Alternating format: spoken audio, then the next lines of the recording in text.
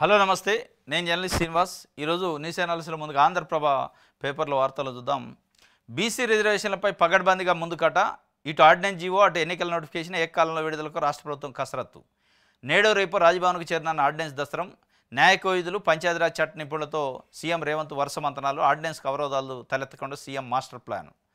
CM రేవంత్తో BC సంక్షేమ సంఘం జాతీయ అధ్యక్షుడు కృష్ణయ్య భేటీ. కెవెట్ పిటిషన్ దాఖలు చేయాలని అధికారులకు సీఎం ఆదేశాలు. రిజర్వేషన్ల అంశంపై చట్ట పరిధిలో ఉందేనని స్పష్టం చేసిన సీఎం. 42% రిజర్వేషన్లు బీసీల విజయమని MP R Krishnaiah, BJP MP ఆయన. స్థానిక పోరుకు చేరువగా ఆర్డినెన్స్పై ఆమోదముద్ర పడగానే రిజర్వేషన్ల ఖరారు. అన్ని విధాల సిద్ధంగా ఉన్న రాష్ట్ర ఎన్నికల సంఘం ఇప్పటికే ఎన్నికల సిబ్బందికి శిక్షణ పూర్తి. బీసీ రిజర్వేషన్లపై పగడ్బందీగా ముందుకు పోతుందట. గత 2 రోజుల నుంచి జరుగుతున్న పరిణామాలు చూస్తుంటే ప్రభుత్వం క్యాబినెట్లో ఆర్డినెన్స్కి నిర్ణయం తీసుకోవడం, బీసీలకు 42% స్థానిక సంస్థల్లో రిజర్వేషన్లు ఇవ్వడానికి. దాని తర్వాత ఈ రిజర్వేషన్లు 42% ఇస్తామని కాంగ్రెస్ పార్టీ ప్రభుత్వం ఆర్డినెన్స్ చేసింది. ఆ ప్రభుత్వం లేదా ఆ పార్టీయో సంబరాలు చేసుకోలే. అక్కడ తెలంగాణ జాగృతి అధ్యక్షురాలు కవిత గారు సంబరాలు చేసుకుని నాదే విజయం అని. పెళ్ళి ఎవడిది, సంబరాలు ఎవరికి? అసలు ఇది అయ్యే పెళ్ళే, నిలబడే పెళ్ళే? నిలబడని పెళ్ళికి మంత్రాలు చదివినట్టుంది, నిలబడని పెళ్ళికి డ్యాన్సులు వేసినట్టుంది కథ. ఈ జాలదన్నట్టు నిన్న కొన్ని బీసీ సంఘాలు ఆర్ కృష్ణయ్య గారి ఆధ్వర్యంలో పోయి ముఖ్యమంత్రిని కలిసి మంచి చేసినాం అని చెప్పి. ఏం చేసిండు అసలు ఆయన మనిషి? ఇది నిలబడిద్దా? ఉండేదేనా? ఇది ఆత్మసాక్షిగా చెప్పండి. బీసీ బిల్లు నిజంగానే ఆర్డినెన్స్తోనే 42% ఇచ్చే పరిస్థితి ఉంటే మీరు ఇదే ముఖ్యమంత్రి రేవంత్ రెడ్డి గారు అసెంబ్లీ సాక్షిగా ఆల్ పార్టీలతోనే ఏకగ్రీవంగా ఆమోదింపజేసి బిల్లుని కేంద్రానికి ఎందుకు పంపారు?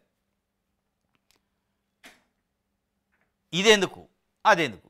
ఈ ఆర్డినెన్స్ చేసే అవకాశం ఉన్నాక ఎప్పుడో బిల్లు పంపినప్పుడే ఈ ఆర్డినెన్స్ చేసి ఉండాలి కదా. అంటే ఎవరిని తప్పుదోవ పట్టిస్తారు, ఎవరిని పిచ్చివాళ్ళని చేస్తారు, ఎవరి చెవిలో పూలు పెడతారు? అంటే బీసీలు ఎట్లా కనపడతారు మీకు? బీసీల చెవిలో పూలు పెట్టవేది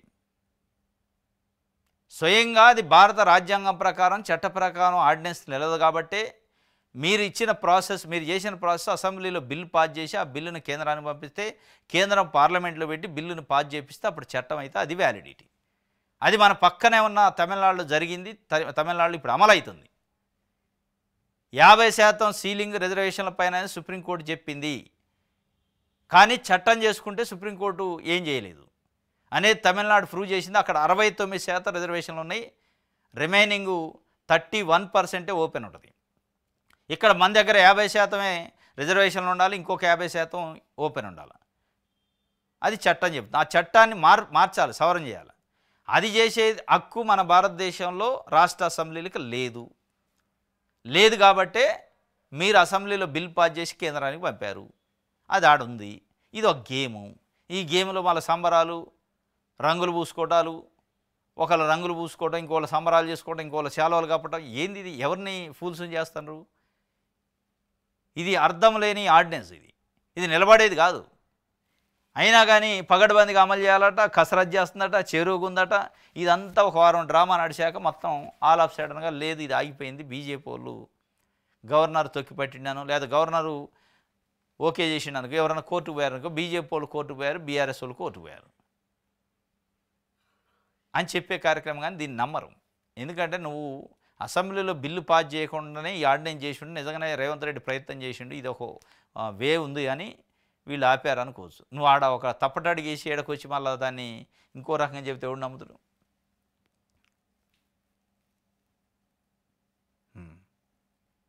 సీఎంల భేటీ ఏమైందో ఎవరికి తెలుసుగా. అయిపోయాగా అయ్యాలు అడావుడి చేశారు. బనకచర్ల పైన సిడబ్ల్యూసీ అభ్యంతరాలు తెలప ముందు ముఖ్యమంత్రి రేవంత్ రెడ్డి గారు, అక్కడ చంద్రబాబు నాయుడు గారు, ఇక ఆయన బేలమైన పేద మాటలు, అంత అమాయకమైన మాటలు. నేనేం చేస్తున్నా, ఎప్పుడైనా తెలంగాణ అడ్డుకున్నా, నేను తెలంగాణకి ప్రాజెక్టులు కట్టుకుంటూ నేను ఆపిన్నా, నేను ఎప్పుడన్నా ఇది చేసినా, నువ్వు 2 కళ్ళంటివి, 2 కళ్ళల్లో తెలంగాణ కంటిపైన ఎప్పుడు ప్రేమ లేదా, ఆప్యాయత లేదా, వాత్సల్యం లేదా, ఎప్పుడు ఆంధ్రప్రదేశ్ కన్ను పైనే ఉండే. మళ్ళీ నేను ఏమనాలను? ఏమనకపోయినావా అది తెలంగాణ సమాజానికి, తెలంగాణ ప్రజలకు తెలుసు అని చెప్పి అప్పుడు తెలంగాణ సమాజం ఉలిక్కిపడ్డది. బనకచర్ల ఏంది, ఈ కథ ఏంది, ఇదేంది ముఖ్యమంత్రి రేవంత్ రెడ్డి ఆయనకు మద్దతు ఇస్తున్నట్టు మాట్లాడటం ఏంది, నేను మాట్లాడతా నేను పోయి రేవంత్ రెడ్డి గారు అంటుండే చంద్రబాబు నాయుడు గారిని పిలిచి మాట్లాడుతూ కూర్చుంటూ చర్చ ఎడిపోయింది మరి చర్చ, ఏమైంది ఆ భేటీ? మీరు భేటీ అన్నారు తప్ప చంద్రబాబు నాయుడు గారు చేస్తున్న అంటే ఆ ఇర్రెగ్యులారిటీకి చెప్పలే బనకచర్ల పైన. సిడబ్ల్యూసి చెప్పింది ఢిల్లీలో కూర్చొని ఈ మిగులు జలాలైంది వరద జలాలైంది, వరద జలాలంటే ఏంది మిగులు జలాలంటే ఏంది, ఆ రెండు ఏందో చెప్పిన ఆయన అని లెటర్ రాసింది. దానికి కింద మీద పడి జుట్టులు పీక్కుంటున్నారు. ఇక సీఎంలు భేటీ ఉండదు ఉండదు. లైట్ వెలుగు చూద్దాం. ఇవాళ అన్ని పేపర్లు ఇదే, బీసీ సంఘాలపై ముఖ్యమంత్రి కలిసినట్టు, అడ్డంకులు లేకుండా అడుగులు, అసలు అడుగులే పట్టాలి, ఇంకా అడ్డంకులు లేకుండా అడుగులు ఎక్కడే?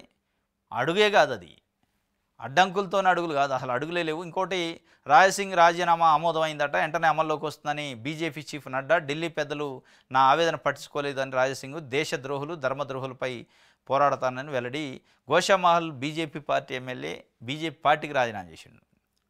వారం 10 రోజుల తర్వాత వాళ్ళు ఆమోదం తెలిపారు. ఇప్పుడు హైదరాబాద్ నగరంలో 2 ఉప ఎన్నికలు వచ్చే అవకాశం ఉంది. ఇప్పటికే జూబ్లీహిల్స్ ఎమ్మెల్యే మృతి మాగంటి గోపీనాథ్ అది ఖాళీ అయింది. దాంతోపాటు రాజసింగ్ది కూడా ఖాళీ అయ్యే అవకాశం ఉంది. ఎందుకంటే బీజేపీ పార్టీ సింబల్ మీద గెలిచిండు, బీజేపీ పార్టీకి రాజీనామా చేసిండు. వాళ్ళు ఇప్పుడు బీజేపీ పార్టీ వచ్చి మా పార్టీలో లేడు కాబట్టి ఆ పదవిని రద్దు చేయండి అని స్పీకర్కి ఇస్తే అది ఒక ఉప ఎన్నిక ఉంది. లేదు ఈయనే సస్పెండ్ చేశారు కాబట్టి, అంటే పార్టీ రిజైన్ ఆమోదించారు కాబట్టి నేను పార్టీలో లేను కాబట్టి ఇక సత్తా ఎందుకు చూపిస్తాను, రాజీనామా చేసి ఎన్నికలకు పోవచ్చు. 2 జరిగే అవకాశం ఉంది. రెండిట్లో ఏది జరిగినా ఇది కూడా ఖాళీ అయితే 2 ఉప ఎన్నికలు వస్తున్నాయి. ఈ 2 ఉప ఎన్నికలు అటు కాంగ్రెస్ పార్టీకి ప్రధానంగా అధికార పార్టీ, అది కాంగ్రెస్ పార్టీకి గొడ్డలు పెట్టు. అధికారంలో ఉంది, 20 నెలలు అయింది పరిపాలన, అధికారంలోకి వచ్చి మేమేం చేసినామో చెప్పి మళ్ళీ అధికారం పార్టీగా ఓట్లు ఎంచుకునే పరిస్థితి లేకపోతే మీరు చేసింది ఫెయిల్యూరు.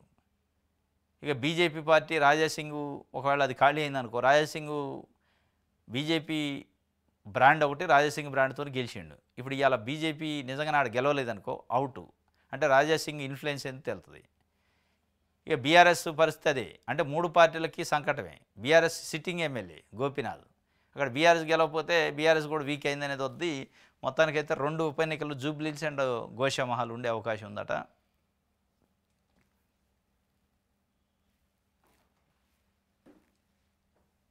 రైట్, దిశ పేపర్ చూద్దాం. గవర్నర్ నిర్ణయమే కీలకం, బీసీ రిజర్వేషన్ ఆర్డినెన్స్పై సంతకం చేస్తారా లేదంటే వెనక్కి పంపుతారా? కేంద్రం సూచనలతో రిజెక్ట్ చేస్తే బీజేపీపై ఎఫెక్టు, ఆ పార్టీని దోషిగాని చూపెట్టేలా Congress plan. Governor green signal ఇచ్చినా ఎవరైనా కోర్టుకు వెళ్తే ఎలా అధికారులు మొదలైన చర్చ. గవర్నర్ నిర్ణయం కీలకం, వాస్తవం. గవర్నర్ నిర్ణయం తప్పనిసరిగా చెప్తాడు, ఎందుకంటే ఇది నిలబడే ఆర్డినెన్స్ కదా, ఆయనకి తెలుసు. ఆయన ఎందుకు దాన్ని దోషిగా ఆయన మీదేసుకుంటుండే. బీజేపీ అంత తెలివి తక్కువ పార్టీ ఏం కాదు. ఇప్పుడు గవర్నరు ఆమోదం తెలపకుండా తొక్కి పడితే బీజేపీకి బ్యాడ్ నేమ్ అవుతుంది. ఆమోదం తెలిపితే బీజేపీ బంతి బీజేపీ కోర్టు నుంచి వెళ్ళిపోద్ది కాంగ్రెస్ ప్రభుత్వం కోర్టులోకి, అప్పుడు కాంగ్రెస్ డిఫెన్స్లో పడుద్ది. గవర్నర్ ఆమోదం తెలిపిండి అంటే నెక్స్ట్ మినిట్ నుంచి ఇక ప్రభుత్వం బాధ్యత పెరిగింది. ప్రభుత్వం బాధ్యత పెరిగినప్పుడు ఎవరైనా కోర్టుకు పోయారంటే అప్పుడు బీసీలు అంటే కోర్టుకు పోయేటట్టు నువ్వు అవకాశం ఇచ్చి ఆర్డినెన్స్ చేసి డ్రామాలు ఆడినవి అంటారు. ఈ డ్రామా అంతా అప్పుడు రక్తి కట్టిద్ది.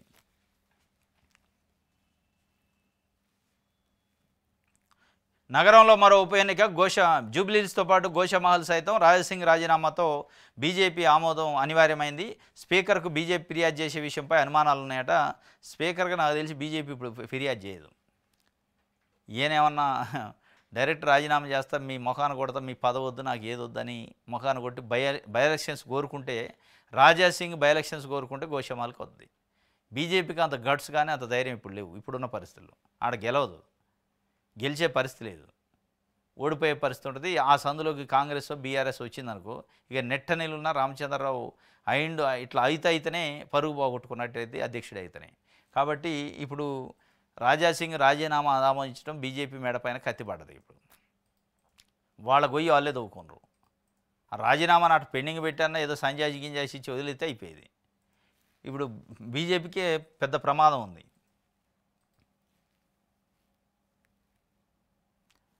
మిగుల వరద జలాల బనకచర్లపై నీటి వాడకంపై ఏపీ క్లారిటీ ఇవ్వలేదు. ఆంధ్రప్రదేశ్ ప్రతిపాదనపై జీఆర్ఎంబీ అభ్యంతరం. ప్రాజెక్టు కట్టాలంటే పోలవరం డిపిఆర్ మార్చాల్సిందే. కేంద్ర జలసంఘానికి గోదావరి రివర్ బోర్డు లేక బచావ్ ట్రిబ్యునల్ ఒప్పందాలను గుర్తు చేసిన బోర్డు. మిగుల వరద జలాల ఏది చెప్పలేను.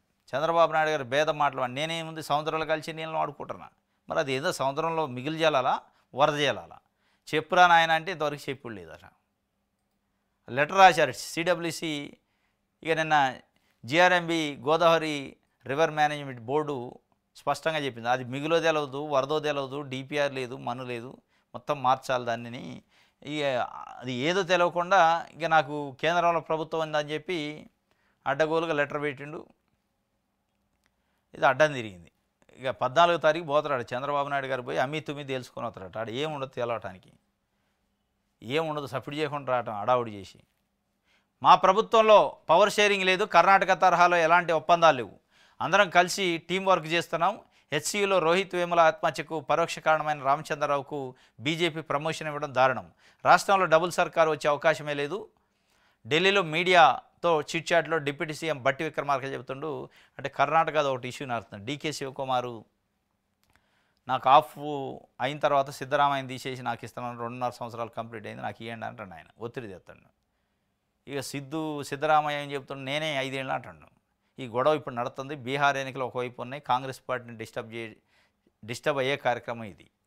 ఈ పరిస్థితుల్లో తెలంగాణ ఉప ముఖ్యమంత్రి కూడా చెప్తుండే మా ప్రభుత్వాలు అట్లాంటివి ఏమి లేవు, షేరింగ్లు గిరింగ్లు, ఉన్నన్ని రోజులు ఆయనే ముఖ్యమంత్రి, మేము టీముగా పనిచేస్తున్నాం అంటుండే. ఇక వివాదం లేకుండా చేసిండు. అది ఒక గొప్ప వ్యవహారమే. మళ్ళీ ఏమో మాకు తెలియదు, అధిష్టానం ఇష్టం, ఏదైనా చిన్న లీక్ ఇచ్చినా అయిపోయేది. చాలా విజ్ఞతతోని ముందు చూపుతో మాట్లాడి బట్టి విక్రమార్క గారు. ఎందుకంటే కొంచెం స్ప్లిట్ అయినా చాలా ఇబ్బంది అయింది. మీడియా రకరకాల ప్రచారం చేద్ది, ఎక్కడ శశబిషలు లేకుండా అట్లాంటి ఏమి లేవని చెప్పిండు క్లియర్. ఇప్పుడు కర్ణాటకదే ఉంది ముసలం, కాంగ్రెస్ పెద్ద ప్రమాదం ఉంది కర్ణాటకతోని. గోషమ్మహాల్కు ఉప ఎన్నిక తప్పదా? అది రాజాసింగ్ చేతిలో ఉంది, మన చేతిలో ఎవరి చేతిలో లేదు. కోర్టుకు వెళ్ళకండి, మాతో కలిసి రండి. బీసీ రిజర్వేషన్ల పెంపుపై ఆర్డినెన్స్పై కాంగ్రెస్ నేతల వినతి. కేబినెట్ నిర్ణయంపై కాంగ్రెస్ బీసీ నేతల సంబరాలు. గాంధీభవన్ వద్ద స్వీట్లు పంచుకున్న నాయకులు. కవిత రంగులు పూసుకోవడం ఏంటన్నా పీసీసీ చీఫ్. కోర్టుకు వెళ్ళకండి, మాతో కలిసి రండి అంటే కూడా నాగుతాడు. ఇది ఎట్టుందంటే కింద మంట పెట్టి పైన బెల్లం పెట్టినట్టుంది. కింద మంట పెట్టాక లేవద్దు కూర్చో అంటే కూర్చుంటాడు ఎవడన్నా. ఇది ఏమన్నా ఉందా?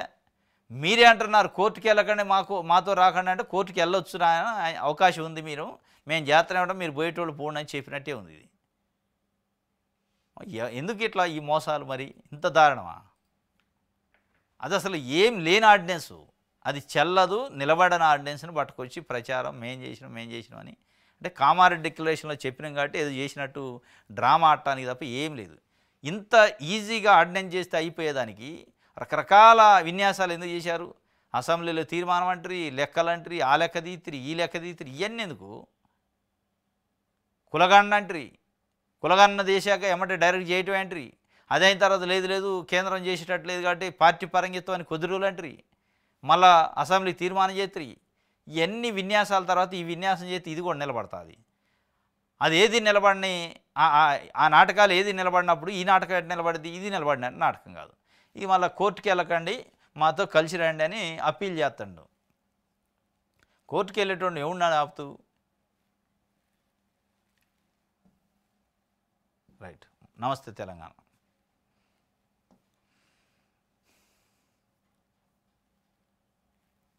కోటాకు కాంగ్రెస్ టోకరా? 42% బీసీ రిజర్వేషన్లతోనే స్థానిక ఎన్నికలకు వెళ్లాలని బీఆర్ఎస్ చెబుతుంది. ఆర్డినెన్స్ ఓ చిత్తు కాగితం అని హైకోర్టు రిటైర్డ్ న్యాయమూర్తి, జాతీయ బీసీ కమిషన్ మాజీ చైర్మన్ జస్టిస్ ఈశ్వరయ్య చెప్తుండు.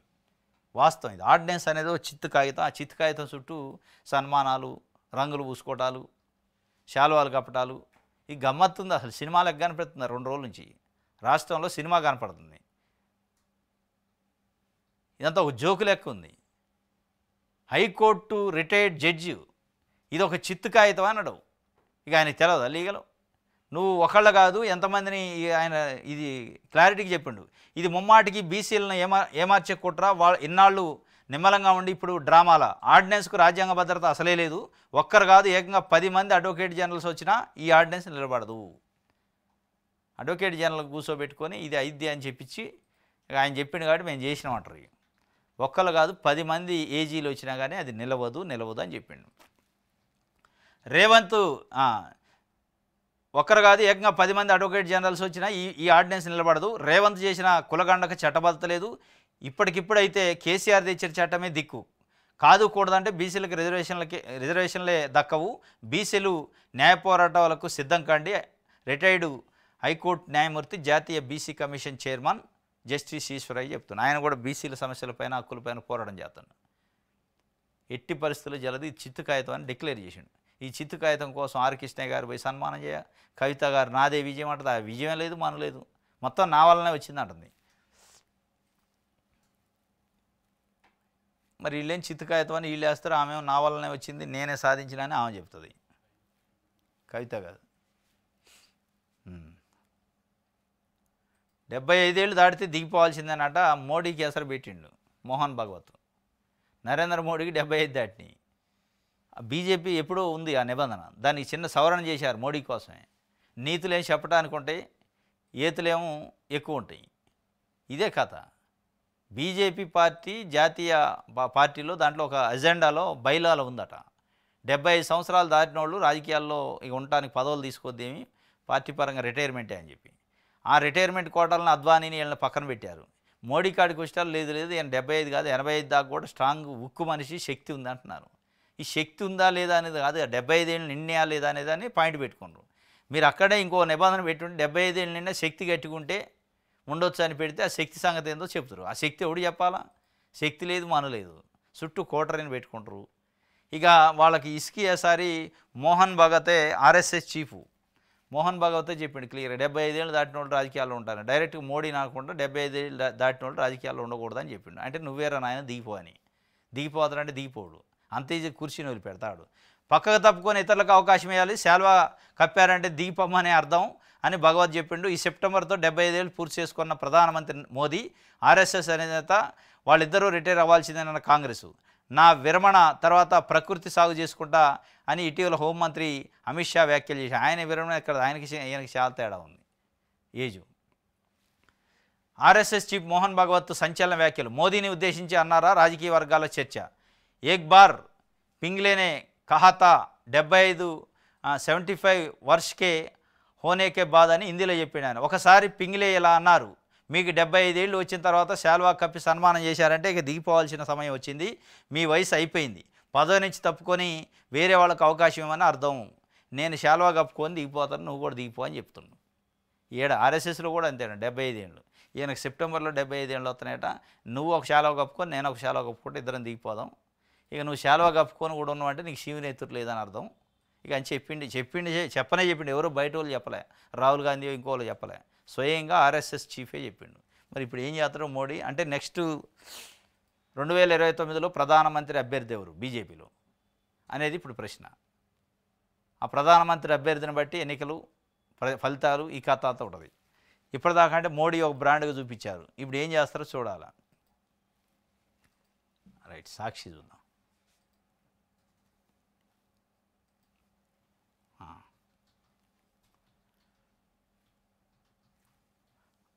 సీఎంకు దమ్ముంటే అసెంబ్లీ పెట్టాలి, ప్రాజెక్టులపై ఆధారాలతో వచ్చి మాట్లాడతాం. మీరేం అసెంబ్లీ పెట్టమంటారు, కేటీఆర్ ఏం ప్రెస్ క్లబ్కి రమ్మంటాడు. మీరు అసెంబ్లీ పెట్టమంటున్నారు, రేవంత్ రెడ్డి నేను అసెంబ్లీ పెట్టాను రెడీగా ఉన్న డేట్ చెప్పమంటాడు. మరి ఎవరు జనాలు ఆపుతున్నారు అసెంబ్లీ పెట్టకుండా? ఎవరు ఆపుతున్నారు? లేకపోతే ఫామ్ హౌస్లోనే కేసీఆర్ ఆపుతుండా? మీ మామేమో ఫామ్ హౌస్ నుంచి బయట రాడు, మీ బామ్మారిదేమో లేదు నేను ప్రెస్ క్లబ్కి తప్ప అసెంబ్లీకి రానంటాడు. రేవంత్ రెడ్డి నేను ప్రెస్ క్లబ్కి రాను కానీ అసెంబ్లీకి అయితే వస్తే ఎప్పుడో చెప్పండి డేట్ అంటాడు.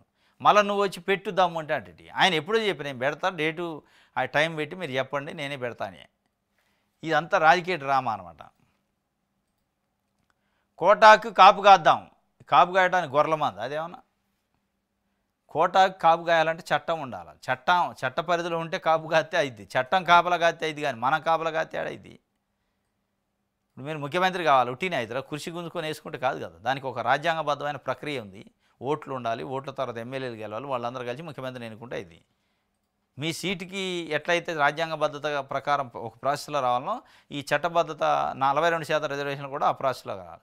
మీరేం చేశారు, ఆ ప్రాసెస్ని గండి కొట్టి మధ్యలో నుంచి వచ్చి లేదు నేను అని చెప్పి ఇప్పుడు అన్నం పెట్టేటోడు నోటికాడ మొదలు పెడతారా గొంతు కాడ పెడతారా? గొంతు కాడ పెడితే ఎడతారు, ఇక అదే ఉంది. ఇక అన్నం పెట్టేటోడికి నోటికి ప్లాస్టర్ వేసి అన్నం తినంటే తినమన్నట్టే ఉంది కథ. ఏం లేదు ఆడ. అది అయ్యేది కాదు, నిలబడేది కాదు. కాపు కాయండి అని, మీరు కోర్టుకు పోవద్దని ఇవన్నీ చెప్తున్నారంటే నిలబడేది కాదని అర్థమవుతుంది. ఇది సాక్షికి సంబంధించి. ఆంధ్రజ్యోతి చూద్దాం. ఇలా ఆర్డినెన్స్ అలా నోటిఫికేషను. ఏది నోటిఫికేషన్ ఎక్కడిది? ఇలా ఆర్డినెన్సే అది ఉండేది, అబద్ధం ఆర్డినెన్సా? ఇక నోటిఫికేషన్ ఎక్కడిది? వీళ్ళు ఒకటి ఊహించుకుంటున్నారు. అంటే ఎన్నికల నోటిఫికేషన్ వస్తే కోర్టులు ఇన్వాల్వ్ కావు అందులో అని చెప్పి. ఎన్నికల నోటిఫికేషనో ఎన్నికల ప్రక్రియ పైనో వన్స్ నోటిఫికేషన్ వచ్చాక కోర్టులు ఇన్వాల్వ్ కావు, సహజం, జనరల్ అది. కానీ ఇక్కడ ఎన్నికల నోటిఫికేషన్ గురించి అడగడాలా? రిజర్వేషన్లకి ఆర్డినెన్సు సీలింగ్ దానిపైన చర్చ అవుతుంది. అప్పుడు ఏం చెప్తారు మీరు? మొత్తం స్టాఫ్ అయింది. రైట్.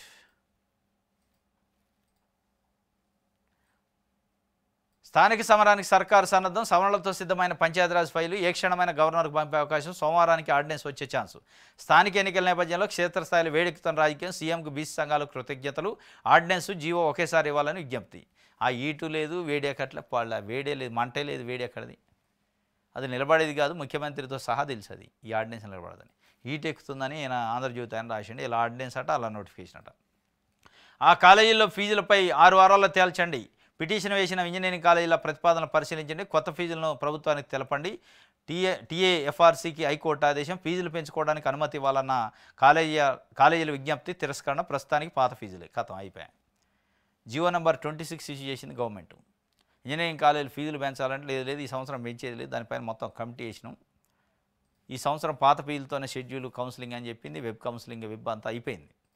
కాలేజీలు ఆప్షన్లు కూడా పెట్టారు. ఇక ఆప్షన్లు రావటమే ఉంది. సెలెక్ట్ అలాట్మెంట్ లిస్ట్ రావటం ఉంది.